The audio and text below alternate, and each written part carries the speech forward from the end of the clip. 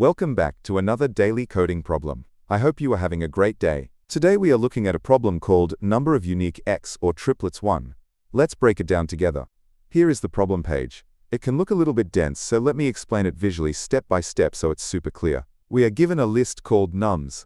The problem tells us this list is a permutation, which just means it contains every number from 1 up to a length we will call n, exactly one time each. Our task is to pick 3 positions in this list. Let's call them I, j, and k. They have to be in order from left to right, but they can be the same position multiple times. Once we have our 3 numbers, we combine them using the bitwise XOR operation. We do this for the first and second number, and then XOR that result with the third number. If we tried every single valid combination of 3 numbers and did this calculation, our goal is to find out how many totally distinct answers we would end up with. By the way, if you get confused at any point during this video, please drop a question in the comments. I read them all and I will personally respond to help you out. Okay, let's see how this works with a tiny example. Let's say our length en is 2.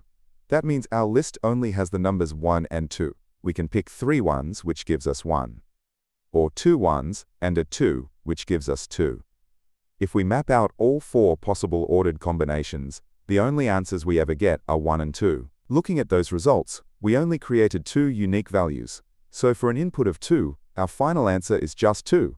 Just a quick heads up, I'll be explaining the logic using Python syntax, but the concepts apply anywhere. I'll share the full code for Java, C++, and JavaScript at the very end of the video. Alright, let's figure out how to solve this. The biggest clue is that XOR operations are commutative. That means the order we process the numbers doesn't change the final result. Because the order doesn't matter, we don't actually need to care about the exact positions I, j, and k. We are just repeatedly grabbing 3 random numbers from our range of 1 to n and mashing them together. If we play around with small numbers, a pattern emerges. If our en is 1, the only possible answer is 1. We already saw that if n is 2, the answer is 2. So for these small inputs, the answer is just the input itself. But when n is 3 or higher, something really cool happens.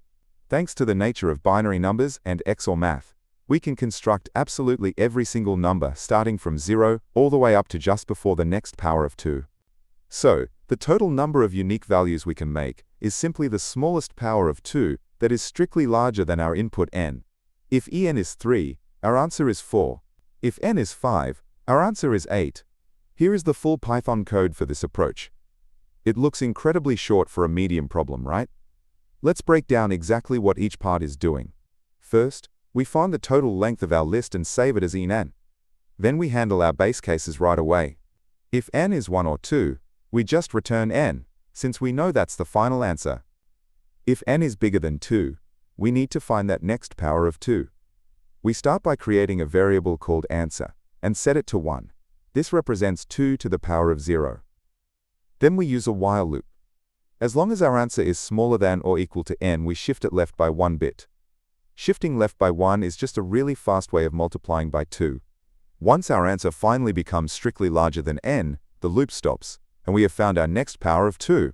We just return that value, and we are done. Code can be tricky to visualize just by reading it, so let's run a dry trace, using an example where the length en is 3. Before the loop starts, we have our answer variable set to 1. We check our condition. Is 1 less than or equal to 3? Yes.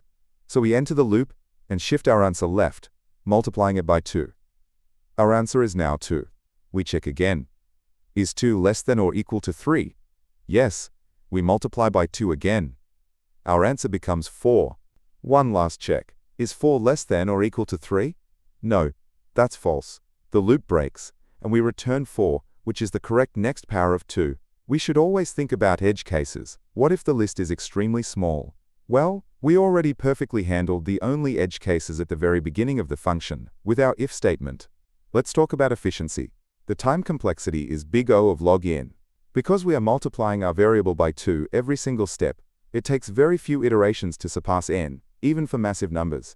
The space complexity is big O of 1, meaning it takes constant space. We only create a couple of integer variables to keep track of our state, no matter how huge the input array is. Here are a few key takeaways from this problem. First, looking for math patterns is often much better than simulating every combination. Second, remember that XOR is commutative.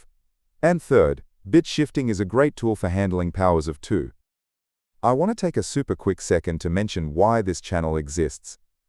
As you can probably hear, this is narrated by AI. I built this system so I could instantly generate clear guides the moment a daily problem drops. I upload them to help you study faster too, completely free of ads or sponsors.